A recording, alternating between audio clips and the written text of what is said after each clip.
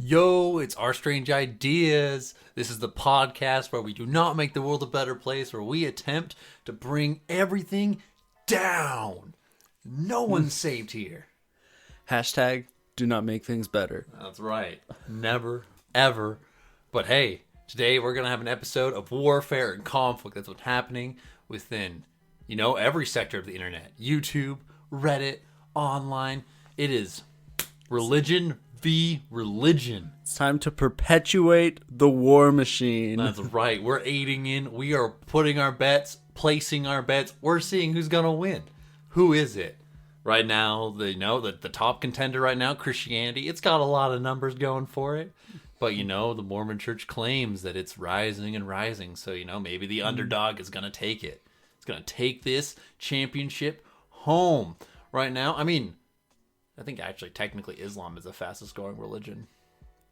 If I remember right, that was on statistics last year. That doesn't mean this year, but last year. I don't really know. I think it might be the biggest. I don't know about growing necessarily, unless by population. I wonder if I'd be interested to look in like the growing statistics and whether they keep in mind like birth rates / conversion rates. Like I wonder which one's highest conversion rate. Well, basically, in my non-professional opinion, I guess it's my professional opinion, which is not professional. But Christianity was top, Judaism was third, and Islam was second, but Islam was the fastest growing. And that makes sense. But I've heard a lot of strange statistics on church growth because I know when a lot of people leave the church, their name is still in the record as a member. Yeah. And so it's considered that you're still a part, and so therefore their numbers has grown. My name's still a part, I believe. So is mine. I haven't attempted to take it off because I figured I'd do that just at a later time, and I'm just too busy. Like people have told me, why don't you just do that now if you're so right, I should do it just so my number isn't there, but if you have so much passion for what you do, and when you work 50, 60 plus hours a week, it really doesn't. That's just like at the bottom of the totem pole. Yeah, exactly. To remove one number from their list. I'm going to lose my sleep to get this done. It's like, no. I need to sleep to get to my next goddamn shift. Yeah, dude. I feel that. I've been sleeping every fucking Dude, I was second. so upset that you that you slept yesterday, was it? Yeah, dude. I was like, fuck. I was going to record shit. I was going to try to edit more stuff. And you were just asleep. I got back at 2 p.m. No, like 3 p.m. And I slept till 3 a.m. Dude, nice though. Dude, and I was still burnt out. Dude, I know. Going back, me and Danny have this rule. Well, it's not really a rule, but 10 hours of sleep is where you want to be. It's true. This 8 hour and less is garbage. I think 10 hours is where you want to be. Yeah, it's so true. But it's so freaking hard to get there when we're working like ridiculous hours, like 50, 60. Dude, well, that's what happened yesterday as well, because I was going to record some stuff. Because I literally texted him at 2:17, that exact dot. And I told him, let's play Borderlands 3. Let's just fucking do it. And then he didn't answer me in 5 minutes. So I went back to bed. I didn't wake up till 3 hours later. And his sad message, so I guess you changed your mind. Oh, I felt so bad. Classic life. Just felt that shit just weigh on me. So I got up. I got only 9 hours, but I almost clocked it all in. But either way, more advice for your life: get 10 hours of sleep, bitch. But do it if you can. Yeah, religion v. religion. So what I've been doing is my research. I've just been watching multiple YouTube videos, basically on Christianity. I think it mostly airs on the Trinitarian / evangelical area against Mormonism. And really, we don't really focus on this area too much because it's usually atheism against religion. But there are conflicts within religion as well. And a lot of people, even just reading the comments actually was nuts. They were harsh. mostly like blasphemous. This is Satan at his tops work. Was it about Mormon?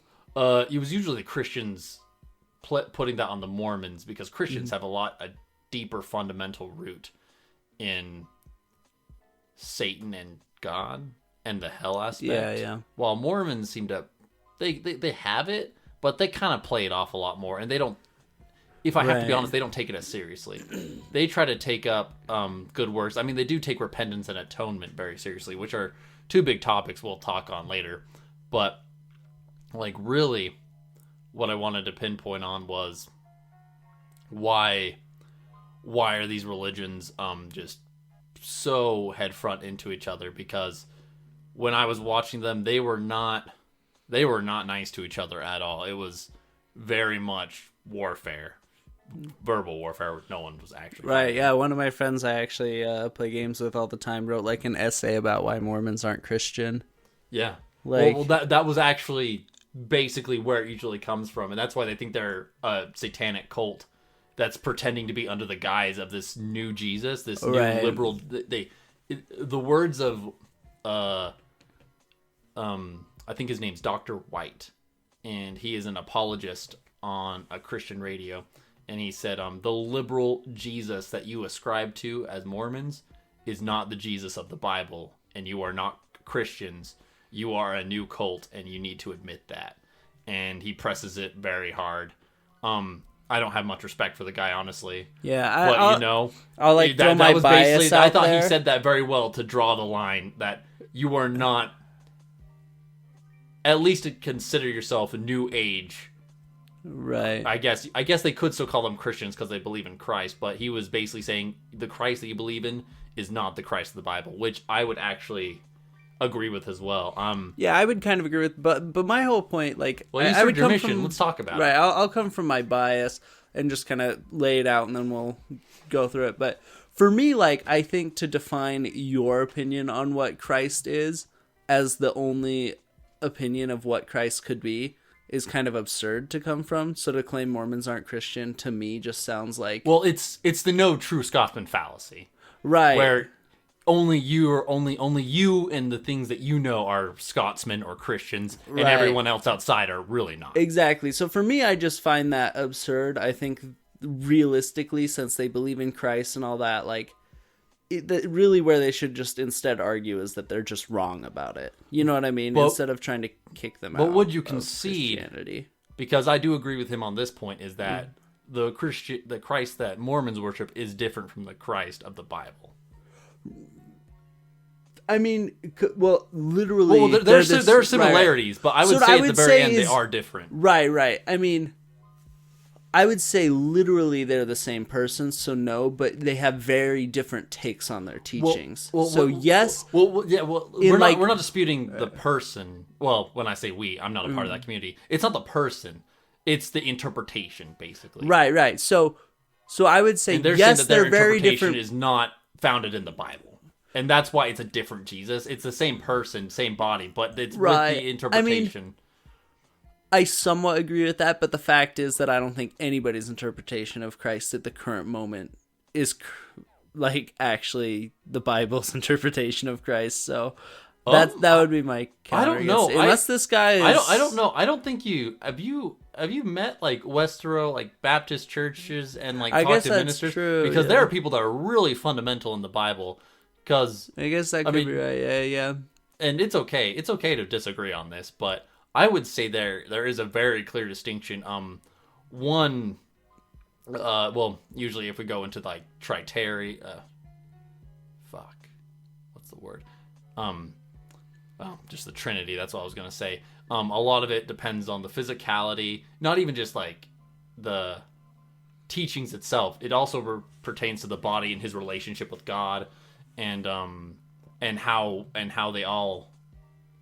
I'm trying to find the right wordage, and how they all connect with each other. Because even then, people would say that like the Trinity is what's found in the Bible, while Mormons do not believe in the Trinity. So it doesn't even have to be potentially like belief against belief. But see, in the interesting enough though, in the debate, I actually thought the Mormon was doing a lot better at explaining his position, why he thought the Bible was not Trinitarian than the other two. But granted, this is all subjective, but I think that's where I stand though, is that that Mormons do have the LDS Church has a lot of fundamentalism, but the fundamentalism is based on, basically since it became a thing in the 1800s, I think the late 1800s, in the 1800s, it doesn't have as much baggage as the other ones do to hold on to, and so they kind of let go of what they thought that was bad, and it became more of a liberal Jesus. Yeah, I guess you're right. Because like, they did do a lot of things. Because when I compare, when I think of a liberal Baptist, or not, like a Baptist, particularly in a movie, just the very generic, you're all going to hell if you do this. That does sound more like the Bible. Christ, I'll be honest. Yeah. Well, that's basically where I come from. So I can see that argument. Well, and it pertains to homosexuality. It pertains to tons more things that the Mormon Church has kind of scooted up on. Well, they did believe in that. They're really making a progressive front for a lot of things. Right. Now when I say progressive, it's not really progressive. As much as progressive compared to... It's progressive compared to other religions in some respects. So let's not get that confused. Because I believe I'm really progressive, and the Mormon Church is years behind what I believe. Yeah. But, again... And now that is what religion tends to do. Well, I mean, that's mostly where conservatives come from. They usually always dream about going back to the good old days when, it was great for them, but not for other people. Yeah. And they always forget that because it's so funny. Things were so great in the 60s or like that. No one was talking all this weird shit about appropriation or toxic masculinity. But gays were getting really abused. And right. The difference is you just didn't have to see basically were killed, and right. It goes back to racism, and it's just so funny as just the general conservative white guy would assume that that's the best time because it was the best time for them. Right. When for many other people... Right, it's because it's just for the first time other people's opinions matter. Exactly, and that's a huge thing. And let's talk about it. Let's talk about that big blight on the Mormon Church. Why a lot of people view... This is an interesting thing because Christianity is rooted in tons of racism as well. Right. This is very well founded, especially when it comes to slavery and it comes to, even just sexist ideas. But when it comes to slavery, you cannot beat your slave until the point that he dies. And if he survives a few days, I should have pulled out that scripture. But if he survives a few days, then you're fine and you will not be punished. The Bible condones slavery, and in the Book of Mormon, while it doesn't explicitly condone slavery, the teachings of Brigham Young and I would even say Joseph Smith do linger on ideas that black people or African Americans, I should just say Africans actually, because they're included in the scheme, are lesser than white people. And the fact that nowhere in the entire collection of God's words says you shouldn't own and control another person is interesting, right? And in the most generous interesting way. Interesting to not include something that almost every human agrees with, right? Yet it was also one of the more prominent issues throughout history, so it's you'd think they would have thought to throw that in, right? At least unless sometime whoever was writing it was benefiting from the exploitation of these people, right. It's just too coincidental to even tiptoe around, and it's really funny how both sides play it off of their apologists. We'll go with what the Mormons do right now versus Christians. So what the Mormons say, and this is what people close to me have said, the reason why God allowed this to happen was because he didn't want the church to be destroyed for giving civil rights out too early, which is really funny because basically what that argument presents is God is not strong enough to uphold his church, while the only thing that's holding it up is cultural and society. Right. And it just is a very silly argument to because really they make. always hit you with those things they say what is right with the culture changes, but this always stays the same. Yet if it could pose a problem for the church, God is happy to bend to the whims of the society to perpetuate his word. Oh, yeah. Well, exactly. And we're recently seeing, actually, the word change based on gay / lesbians. And that's people. that's the beauty of the Bible and stuff, though, is that you can just interpret it however the hell you want. It always fits. Well, let's go back to that. I think that's a good pullback. That's basically where these people fall apart, is you're not interpreting it right. Hey, you guys are not interpreting it right. What's really interesting, I'm gonna ask you this question. So, are Mormons monotheistic or polytheistic? I would say technically, since they definitely worship Christ. I would say they're probably polytheistic, honestly. I was always taught it was monotheistic, but it's totally They would claim to be monotheistic because technically we're praising only or at least they tell you we're praising God only. Christ is like our brother, but we absolutely praise Christ. And with them being different beings, that's technically polytheistic. I'm even going to pose something just a little bit farther, but we can become gods too in the Mormon religion, and therefore, if we have the potential to become exalted, but I don't know if that would we become polytheistic, because we believe that there is not only one God, there are multiple gods. True. Because there even is a schism within the church of a heavenly mother, heavenly father, and also that heavenly father could have been a human already exalted, and therefore. Because people have already said, God could have a God. And I've been taught that in church. And so we claim to be monotheistic. Well, when I say we, I'm not a part of that community. But the Mormon church is actually very polytheistic, because I believed it was totally monotheism. Right. But I just didn't add in all those external factors. Right.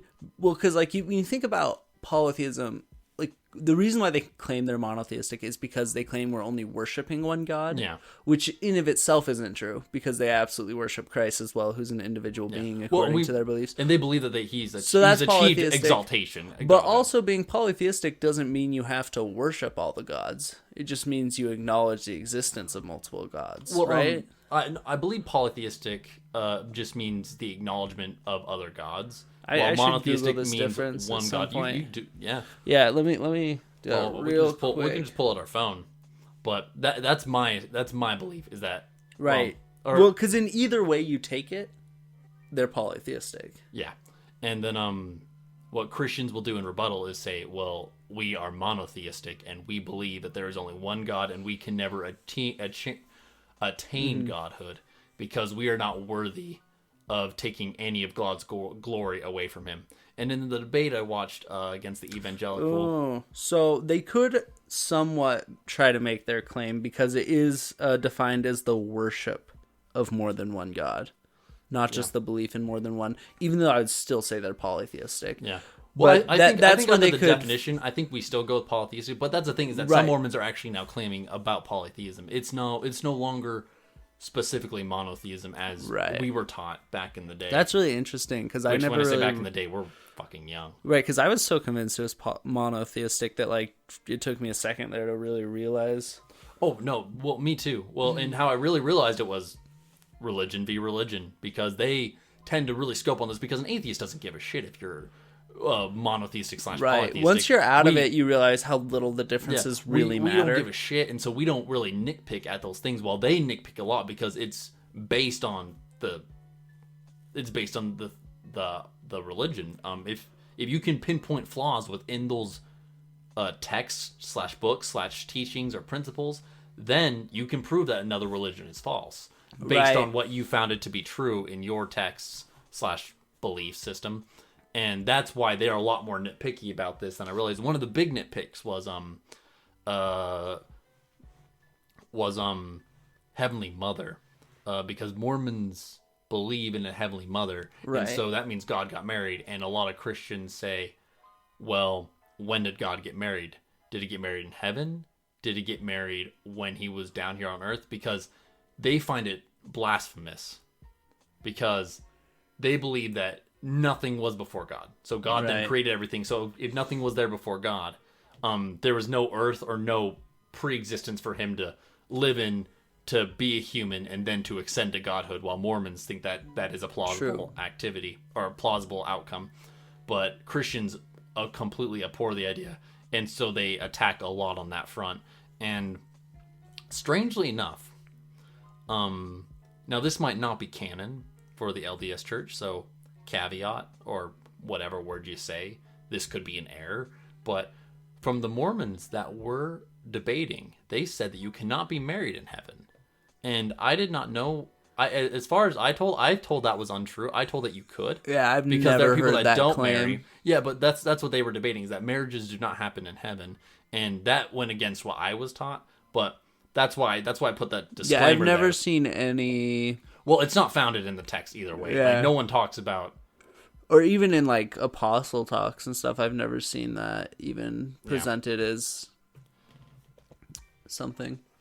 But yeah, and that's where a lot of during the debate, a lot of the attacks happened, saying, well, if you ever believe if you ever believe God was a man, then you clearly don't understand the concept of God within the biblical sense, because he never because since he's so limitless and endless that he cannot, like, there's no reason to believe that he was a man that then ascended to godhood. He was already a god. He already attained all that knowledge and omniscience. And and that was one of the biggest contention points that I saw, because that was literally when the other debater called, which is interesting, said you're going to hell for that to me, because well, and that sorry, I just want to get that point, was right. That is why Christians will tell Mormons you're going to hell for that belief. While Mormons, I will admit, are a lot nicer on that front, and they say, you know what, you'll get another chance. When I compare Mormons to that, I do see them as much more reasonable, I'll be honest. Well, I mean, within the Christian view, you're absolutely right, because the fundamental Christian view is, if you do not believe X, you go to hell, and X is very slim and marginal. It's and it doesn't leave a lot for personal opinion. And once you go into personal opinion, that's when you go into all the other denominations. And it's so funny, because with 1,000 of denominations, it becomes ridiculous and so obscure that Christianity is more broken than broken glass on my fucking floor. Yeah, like it's actually crazy when the unity between congregation to other congregations is non-existent. They would rather see each other burn based on minute differences. So I would say, I would completely agree with your statement. The LDS Church is a lot more reasonable in the allowing other people to have different opinions. And when I say reasonable, they have excommunicated people for very dumb reasons, and for having opinions. So they're absolutely not reasonable. So in comparison, yeah, exactly. That's what I'm just going to go back to. In comparison, we're talking about just the more progressive side of religion, which isn't very progressive, but progressive enough to claim that it is more progressive than these other entities. But at least in the context of the United States, I mean, I don't have a huge knowledge on Eastern religions, but Taoism and Taoism is very fucking accepting of pretty much a lot of things, as far as I know. But I've done some research into that. I should actually bring up an episode of it. It could be an awesome episode talking about, like, either way, I want to go back into religions the conflict, back into the trenches. And one of the big trenches is predestination against free will. And this was one of the big hits I wanted to go, because when we talk about God, Jesus, and the Holy Ghost, the Trinity versus that, like, those are big contentious points against the separation of those beings. But another huge contentious point is predestination against this free will. And Mormons err on the side of free will, and some Christians err on the side of free will too. This goes back to the denominations there's every sense in the word different Christianity for how many pores you have in your face. I was trying to make a good analogy, but goddamn, I couldn't even think of anything. That's good enough. That's a good analogy. Dude, I don't know how much pores you have in your face, like though. 10. 10. Dude. Man, there are some people's pores that are just fucking massive, though. It's funny. I mean, I've noticed mine too, so I can't even say that I have small pores. I got some that are pretty visible. Yeah. But I'm gonna stick with the Christianity that errs on the side of predestination. Mm-hmm. So when we're talking about this, who do you think? So this is all opinion based. Who do you think has an upper hand? / who do you think has a more compelling argument for the other? And granted, our bias, since we know more about the Mormon Church, we might err on that just because our understanding of some Christian elements is limited. But you know what? We're all fucking learning and growing, so deal with it. So this is a hard one because, like, my personal belief about how people work based on, like, meditation practices and stuff would fall closer in the lines of predestination. But when you take into consideration the existence of a spirit, it gives free will a little bit more of a leg to stand. But I still think I lean towards predestination as having the better argument. But the spirit does give free will a chance. Let's go into your opinion then. That's interesting. So let's go into your opinion. Why do you feel predestination, based on your meditation / influences, is giving you this edge, or this when I say edge, giving you this leaning towards? Right. Well, I mean, when you start to, like, consider, like, the origin of thoughts and, like, how meditation works is, like, you know, you're just kind of examining how your own thought processes work. After a while, it becomes fairly clear that you do not, like, control your thoughts. You don't think of them. In fact, like, it's almost like a preset computer code where, like, based on the, like, inputs you're receiving from the world around you, your mind just kind of shoots out predetermined thoughts. Because, like, you absolutely cannot control your thoughts. I think everybody recognizes this if they've tried. Oh yeah, when you say do not think of X, such as when I tell you do not think of titties, right, you're going to immediately go right. Even if you really don't want to. If your intention is to not think of them, you still might. Think about my dick. Whoa! God damn! That's how you get every girl. Don't think about my dick. Fuck, think about your dick. You were already there. You've already reached that third base. I'm hard. No. But yeah, and so essentially that makes it fairly easy for you to make the argument that, well, you're born with your, like, preset code, or your mind, you know, your biological body, that has, like, its outputs that it will send out based on the inputs you're receiving. Mm-hmm. You know what I mean? So if you go through life receiving specific inputs, your outputs are already kind of determined, even though they can be very broad, because vastly different things can happen. You know, you can have a vastly different biological starting point. So, you know, it leads to a whole lot of different things. And I don't think it limits, like, because you're still experiencing tons. But I would say you don't necessarily have free will, since you didn't get to choose the body you came into this world, and you didn't get to choose the inputs that formed your mind. Well, I'm pretty much 95% where you are. Mm-hmm. I think that the only point that we have free will is basically when we open up to experiences and we can choose to take them in or to reject them. Because I believe that basically your inputs and your outputs are going to basically be predetermined.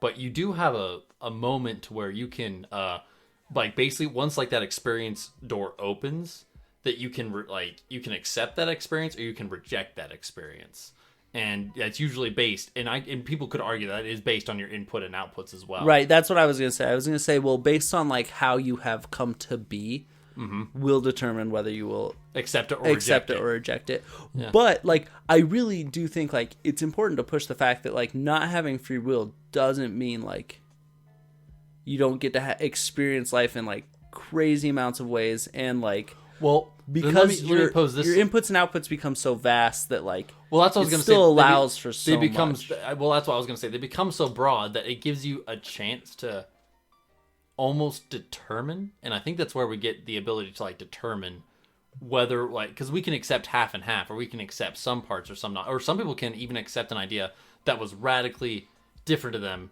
just based on just something strange. Mm-hmm. And I think that there's just a tiny element in there, but it could just be the vast range of what our outputs could be accepting. Right. But I basically do err on the side of predestination as well. Right. And that your biological components pretty much outweigh, because you cannot control your thoughts. You cannot control your chemicals that are going in and outside of your brain when these flashes are happening. When I say flashes, I basically mean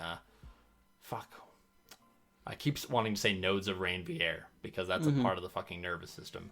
But it's when these impulses are coming in and out. And I feel like the only time where you have free will is basically...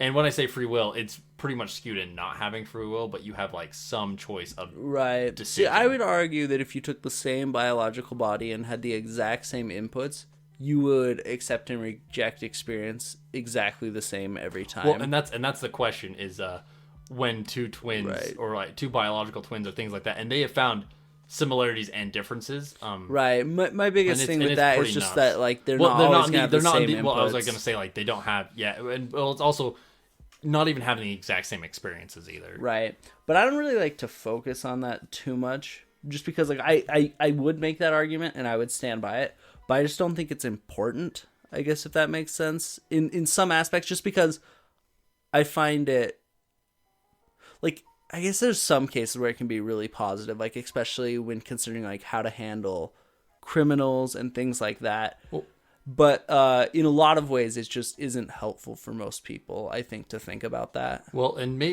this is what I think, what a lot of people think, is if you're predestined, then there's no reason to try and there's no reason to continue. But the thing is that you can always increase your amount of inputs. You're not limited to how much inputs you have.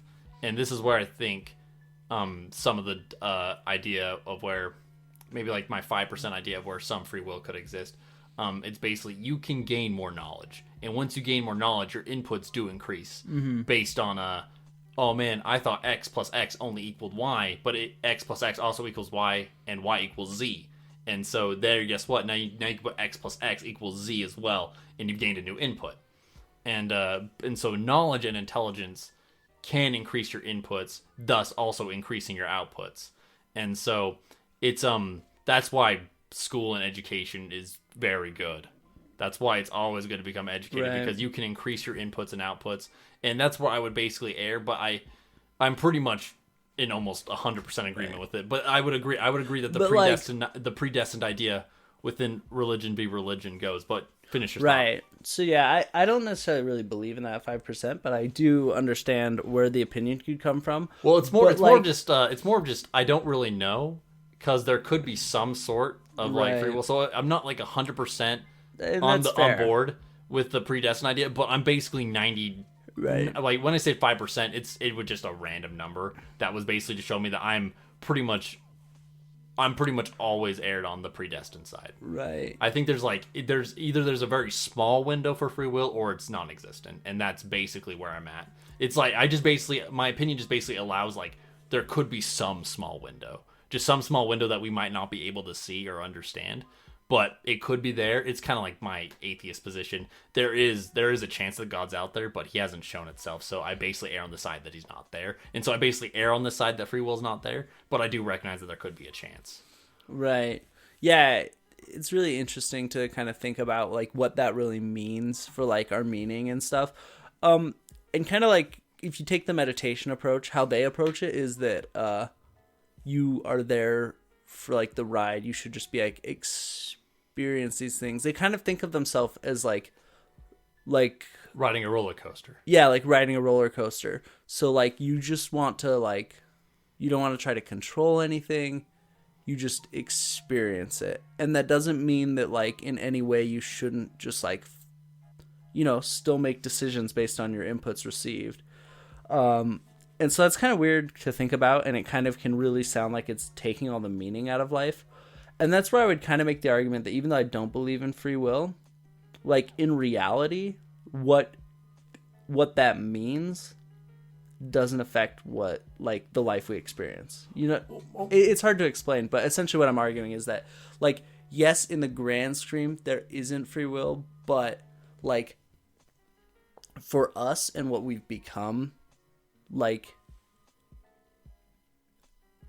the biological person you came with still has like all these choices and stuff that they can make that can still make it interesting, if that makes sense. Yeah. Even though like it may be technically preset based on the inputs you receive. Right. It has the appearance of free will, and we can still enjoy that. Well, and that's what I was going to say. That appearance is enough for me to recognize that it could be there. But I'm pretty much sold on the predestined. Yeah, I would have to think about how to articulate it, but oh no, well it's difficult when you delve really deep into it, but that's right. Okay. What I was just gonna say was it doesn't take away the meaning for me at all, right? Because I'm actually super proud of the person I am and everything. But let's say that you're not proud of the person you are, and let's say that you actually are having issues with this. Well, guess what? The best way to go about it is by becoming smarter and becoming better. Right. And that's where the self-improvement comes from. And that's how you increase your inputs and increase your outputs to the point to where you feel like you have more options. Right. And even if you are predestined, I mean, we are on the side that you probably are, but if you are predestined, then yeah, the best way to do it is actually to try, and hopefully this goes through your input and says, hey, this rings a bell with me because I need to expand my inputs and outputs. So See, yeah, get I was an gonna education, bring that up. Like, go look at things. That's one reason why I really carefully talk about free will, because when I talk about it, I know it's kind of a volatile input. Where for some people, if described in the right way, like it could be positive, and then they could be like, "Oh, so I don't have to hate myself for these mistakes I've made." Right. But I can now use the inputs I've received to change things. And I think we've all had that, where we kind of had like no path forward, and then we received an input and we're like, oh fuck, I can do these things. So that's what you want it to be, right? You want it to be an input that can empower people. But it's dangerous because I know for a lot of people, really what I focus on is always expanding them, because I do have a firm belief that you can always expand your inputs and outputs, and that's based on knowledge, because I just think, so I think even it's though very simple. If one input might make things a little bit worse, in general though, the more inputs you have, the better it gets. So to just give them as much information is the best. What really harms a lot of people, man, we're stuck on this, but I think it's fine. I think we're doing great. What's really stuck on this is what people feel is I have no ability to change. Change isn't real. I'm just stuck in this bottle. This depresses me because I can't change. Or even when they think about other people, these criminals are just criminals. They were predestined to be criminals. And then they get the darker aspect of it, and they become worried. They become very scared, because then they think also in these terms, I raped someone. I was predestined to be a rapist. And they also give themselves and the then out. They identify with the rapist. Well, not even that identify. They could do that, but they also give themselves an out. Be like, you know what? It wasn't my fault. I don't care. Ooh, yeah. And then it could go negative. Than because there's tons of negative effect. Rather than taking it further and thinking like, oh, like that's what I did because of this, but now I have the inputs to learn. Well, and also grow takes the from fault it. away too, because the victim and other things, they clearly were attacked and they clearly were destroyed. And then it goes into our judicial system. Can we really condemn people for doing something they were predestined to do? And it's a very sketchy issue, but the thing is that we have so many options, though, that even if you did have these dark tendency outputs, the thing is that this is where I also believe that there could be a small chance of free will. But even if we're going to stick to the predestined route. I got to stick to it. So if someone was predestined to do this, basically. They should still be punished, because we want to weed out these predestination outputs. We want to weed them out and let people know. But once people know, granted, even that person that did X, then basically the punishment becomes a way to expand their outputs and inputs. Right. Not to say that we do the judicial system correctly, though. I feel like we do it very incorrectly, and because right now it's essentially the made-for-profit corporations behind the jail system is very incentivized on conviction rates and keeping people in jail, and it tends to be. And even outside of that, like a lot of it is just based around the desire for punishment rather than designed for rehabilitation. Right. That's what I was designed for rehabilitation. Where if you can, I think if you really do follow like the lack of free will to like its end, it does lead you to believe the best thing you can do in cases of criminals is to do everything you can to give them enough inputs where they can be a productive member of society, someone who lives happy, and that would involve punishments, right? And definitely and that's would. What a lot of people, but I think a lot of people would just find it that would weird, vastly reframe the way we punish people. Exactly. I completely agree, and that's why, and I pretty much err on that too, because then people. Now we're going to go back into the God part. Mm-hmm. Why would I fault God for punishing someone for their predestined thing when I'm advocating for it? And what we're advocating for is the rehabilitation punishment rather than this punishment of destruction, which is what God promotes. Because I would say our court system very much resembles how God usually views criminals, sinners. And basically send them to hell, send them to jail, Send him like, well, God's even worse. God said send him to hell for eternity. Right. Jail at least gives you a time. So, I mean, like, yeah, I think basically the sentence in jail for life, and we extend that to eternity, is basically God's position. Hell for eternity of life, jail for eternity of life. Yeah. And it's very harsh for your finite things when you could have increased or helped someone get out of it and essentially expanded their knowledge. And that's where we err on the side that God is still immoral. Right. Even though we believe in this predestination notions, we can clearly still state the difference between how to help someone and how to not help someone, and God clearly goes the wrong way. Right, because like I can look at our system and know that it's not doing it perfectly, but I can, like, I mean, aside from corruption, but I can understand that like we don't know how to perfectly reframe someone, right? Oh yeah. And so to some case you have to just keep them out of society for society's safety. So like you can understand that like we can't do it perfectly because we're not perfect. But when you think about God, like supposedly he's perfect, he knows exactly what it would take to restructure somebody. Oh yeah. And so first of all, we have a very limited timescape. He has eternity. So you would already expect him to be better just based on having eternity. And then he's perfect. And so then you're like, well, now you really know he's fucked up. Yeah. So like, even without considering his perfection, you would expect with an eternity to figure a better system out at least. Right, than to just banish them forever. Dude, or maybe that's the thing, is that you can't fix it, and he just fucking knows. And he's just like, fuck it, I'm not going to deal with this, and just like throws it down. Like, he just threw a tantrum. Right. Like, he's like that little kid that's like trying to fix a toy that's like just beyond repair.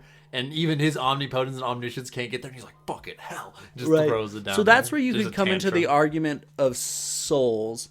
And I'm going to expound because I still think there's a vast problem with it. But you could make the argument that the reason why they're banished forever is because if they fail, like their soul, like is obviously like they've got too many issues. Well, you know what I mean? That's like, when they go with like your soul's been corrupted. Your right. soul's been you basically become a beast. Right. It's the fault of your soul, like stuff like that. But this is where I just add in. Sorry, just to add, because I think this is a real important point. No, it probably is. If God created you to be that way, and he expected anything different, then that's still on him. If I created someone for the sole purpose to become a beast, I should not fault that person for following that code. Or that, yeah, or even it, because it could be a robot. If I program a robot to basically say, hey, you're going to do these terrible things, but we're talking about me being omnipotent, omnipotent, eternal, perfect, but I created something to be flawed, and then it follows the flaws to my code, and I punish that thing for it. I'm the abuser. Right. I'm the abuser, and now we just take me out and we put God in there. God's the abuser. Right. God's the abuser. So if you think about the way God handles things, we already established from a free will perspective, like, I mean, I guess it's actually determination, but like determination based on the fact that they have like the pseudo free will where they can learn and change and evolve, if that makes sense. We already established God's handling that wrong. And if you take it from predetermination, like that they can't change and evolve, it's even worse for God. Because that's exactly what I was going to get into. God, when God creates something, it's eternal and perfect, according to like scriptures. And so if he's creating people that are failing at a system that's supposed to fairly root out good from evil, then he's creating something that at the core is evil, or at least imperfect. Yeah. And then it's like, that's even worse. Because people say we're not perfect because like we're in an environment where we're supposed to grow and learn. But then you're taking that we can grow and learn.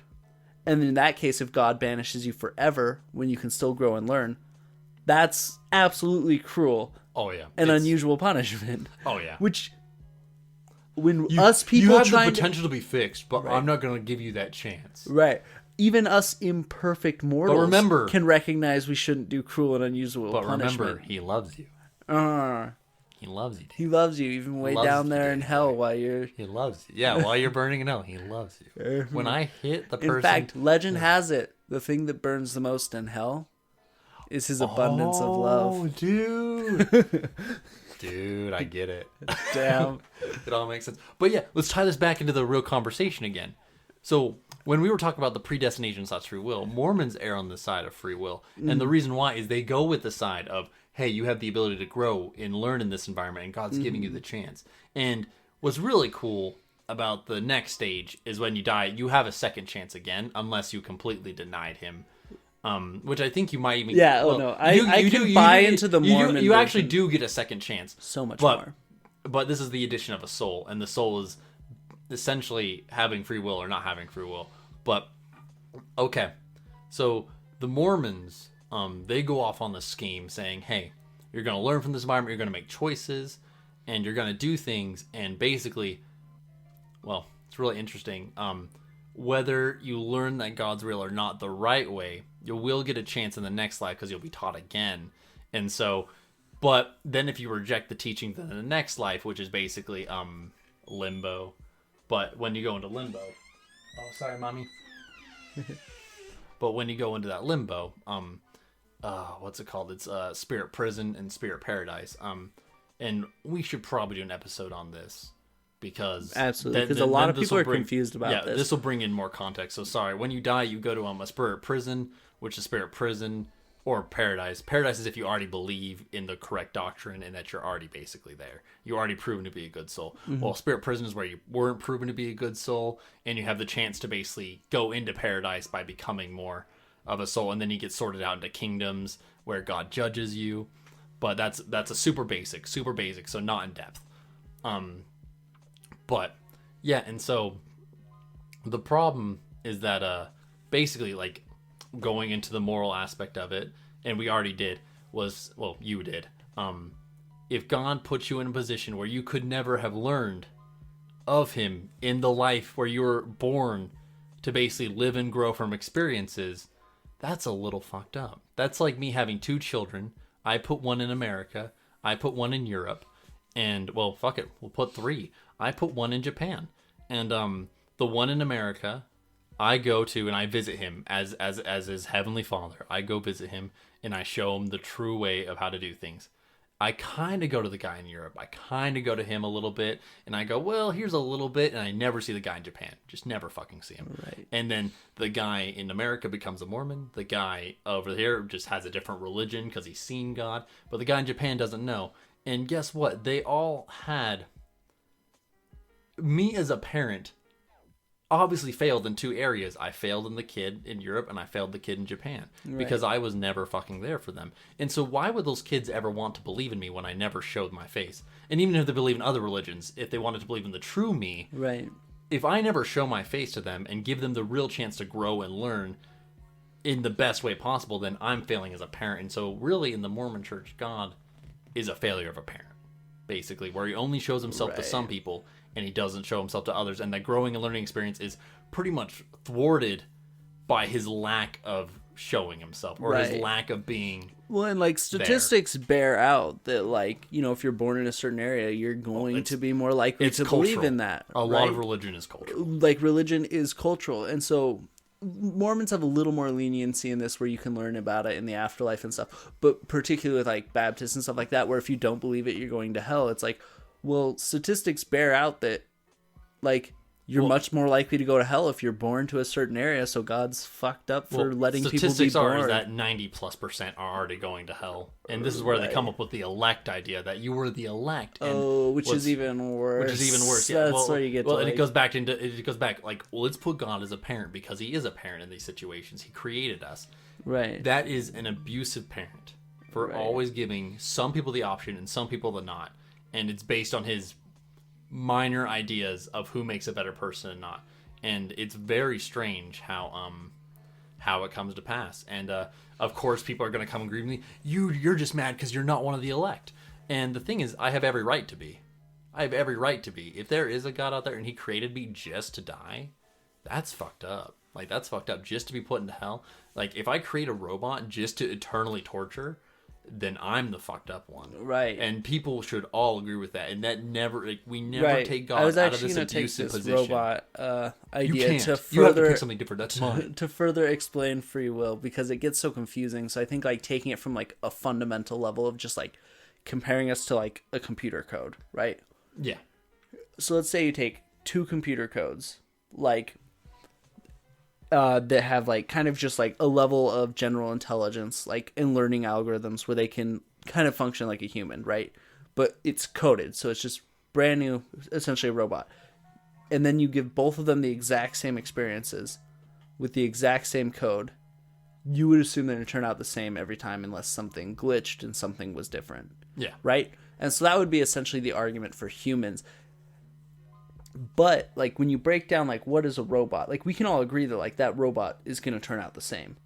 But at the same time, as we grow and develop this robot in different ways, the code like, changes. We still find slightly. value. Like if he becomes generally intelligent and kind, let's say he became a benevolent AI that bettered society. Danny, cut this off. I already wanted to do this on another episode. Okay. You're going into freaking Star Trek stuff I want to do. I won't dive too far in. I won't dive too far in. I started hearing you talking about. I'm like, dang, he already knows. Like, fuck it. Don't. But let me just wrap it up for that. I'm editing it out. We would still find him as a living like being. You know what I mean? We would still and treat we would it. find meaning in that, even though he didn't necessarily have free will, because he turned out exactly how he would if we made the exact same, what is it called? Code, and gave him the exact same experience. But what makes it so meaningful and unique is the fact that we can't replicate that. If that makes sense. Like, yes, you didn't necessarily get to determine how you turned out, but at the same time, we could never recreate it. Oh, yeah. So I guess that's kind of where it goes into your uniqueness. Sorry, you went into a different position. I thought you were talking about the meaning behind AI, and if they ever gain this self-awareness position. That, because I always find that topic very interesting, and it goes into my Star Trekian ideas. Right, we should definitely hit that. But I was just trying to use it to further why. I was like, no, fucking cut. Because I was having a hard time explaining why I think you can believe that we don't have free will, but life is still meaningful. Oh yeah, well. And so this whole time I was trying to find out a way to articulate it, and that seemed to be the most effective. Yeah. Well, I think the reason why is also because we're self-aware, and we know that we're self-aware. And just because if you're self-aware on a journey and you can communicate, you already have value because you can understand and grow from even just taking a ride. Even just being in a car ride where you're in no control of your destination or where you're going, you can learn and spot things along the way that are meaningful, and you still have meaning based on that. But anyways, and you can always increase your inputs and outputs by intelligence, and so you have meaning and you have a place that you can go. But getting back to it, well, now Christians, they believe in the more predestined idea of, hey, God created you, you're gonna do what you're going to do, and the problem with that usually comes in, well, then God also created evil, and he also created all these things basically that you were going to do, and he put you in a situation to where, like, well, we'll just go out and we'll just say the most horrendous things in human history.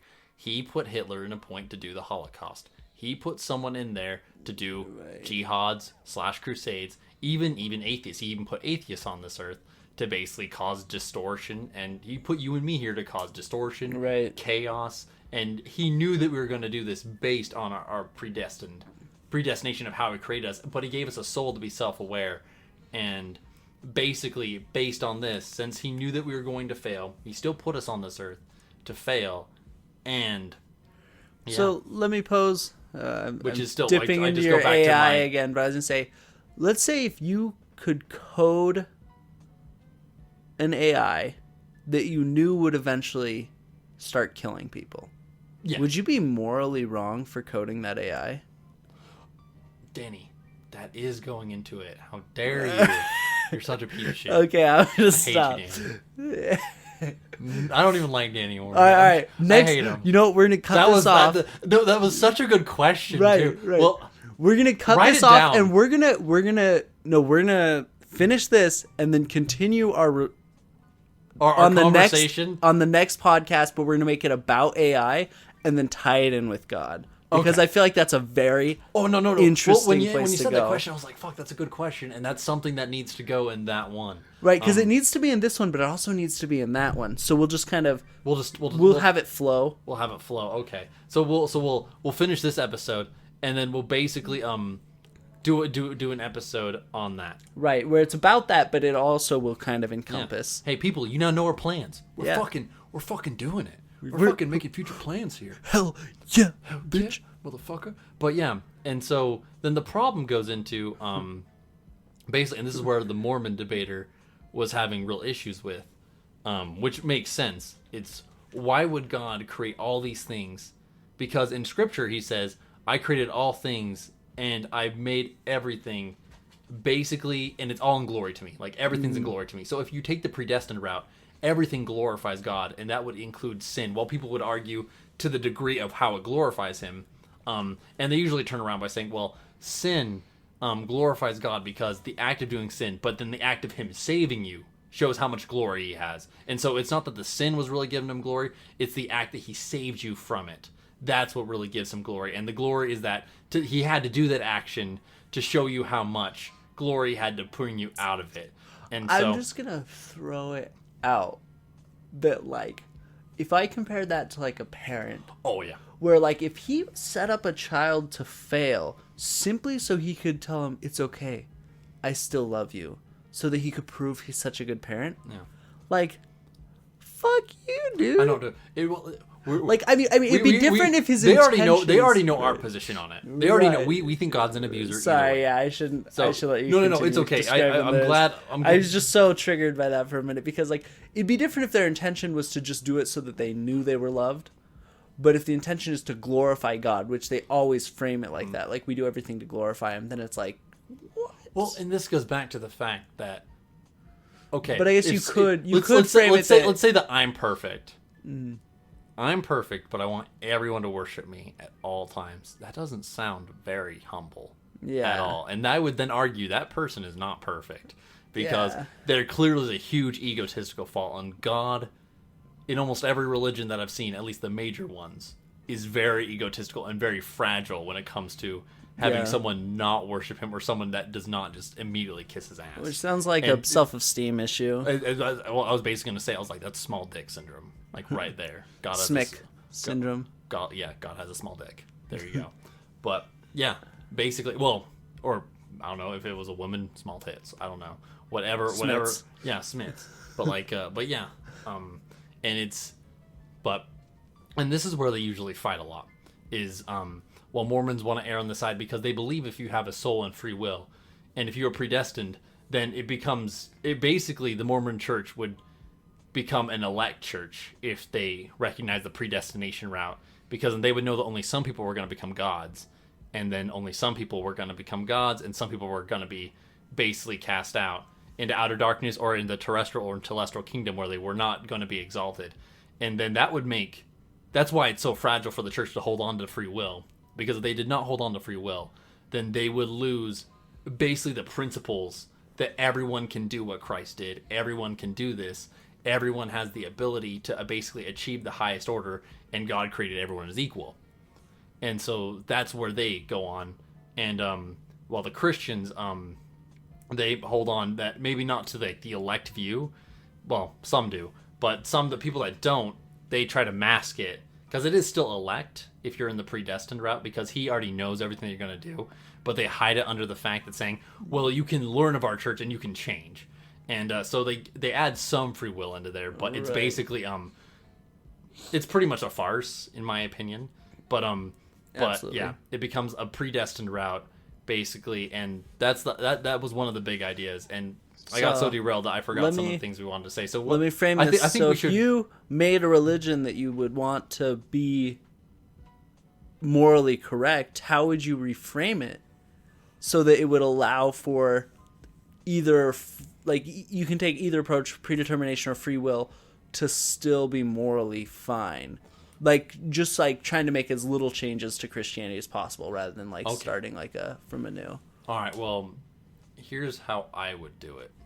If I was God and I was going to try to make the position that it's pretty much taking out hell.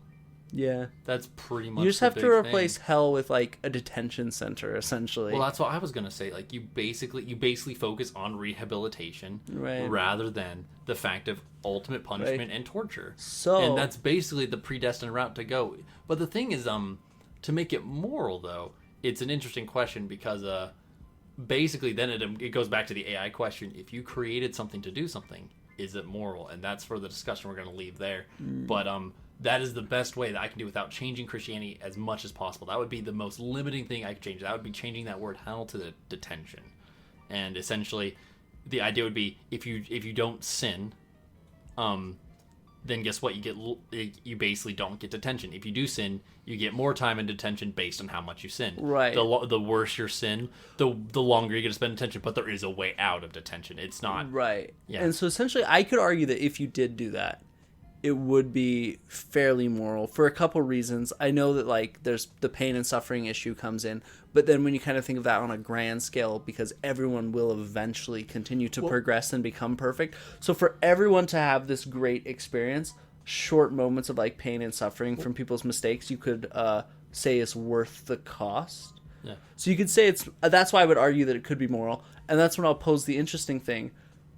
I do think there are some Mormons who will claim you don't go to hell forever. Well, and so then that kind of, to some you're degree, saying, solves a lot of those issues. We're talking about hell or outer darkness? Because I don't really know. I haven't really fallen into their positions much, but I did hear like sometimes I brought up like, oh, but like you shouldn't go to hell forever, and like, well, you don't spend forever there, which they could have just been talking about spirit prison or been confused. I think but so. If you because did in outer darkness, that, we do believe that they are I keep saying we. It's the Mormon Church. We believe that the 1/3 within the premortal battle, the 1/3 that followed Satan. Went there and they are there forever, and that's where they became demons and dark souls, right? And that they're going to be there forever. But especially Satan, and based on any scriptural reading, you would find that as well. But I think one time I was making this argument to our father, and he said, "Well, maybe they're not forever. Maybe by forever they mean like essentially just kind of made like a twist, like saying like like comparatively to our lifestyle span, stuff like that." And so I was like, well, if you did twist it into believing that. Like, I could see beginning to have a belief system there. Here's my thing is, this goes back to even just our first argument, which we really devolved from, which I love it, though, because I'd rather have this just be a conversation. But it goes back to the fact of interpretation. And the things that Christians and Mormons will do is how they interpret the Bible. And the interpretation of that is not founded in canon or doctrine, and therefore that would be his personal opinion, right? Which is okay, but that's him trying to morph it into something he can accept, and then he's just established his own. He just established his own LDS religion, and therefore it would not be accepted within the others. So essentially, what I was doing with that is framing a future conversation for topic that we'll talk about how religion can grow and expand morally, but how it's slower and less effective than just approaching it straightforward through atheist factors. And so I was essentially just setting myself up for a future podcast to make the argument that atheism is more effective to figure out what is morally correct. Hell yeah. Praise Jesus Christ. So we'll dive into that at another time. But hey, guess what, guys? You know what? We'll probably have another episode on this because I definitely feel like we didn't talk about everything. But we've gone on for about an hour? Yeah, we've gone just a little over an hour, and we got other shit to do. Right. But we definitely didn't talk about everything. I'm gonna do more research into this now, and we're gonna have a part 2. Me too. This isn't a part. This is part 1. I actually really like this because even though it's kind of sloppy and thrown around, I like just having the conversation. I think that's what we're mostly focused on. Well, we didn't prep for this, right? And so it was just raw, and so you guys got to see like our raw reactions. We didn't like write this on fucking paper and then just jumped idea to idea. We tried to flow, but yeah, again, this is part 1. Don't take our word for it because these are just our strange ideas. Hell yeah.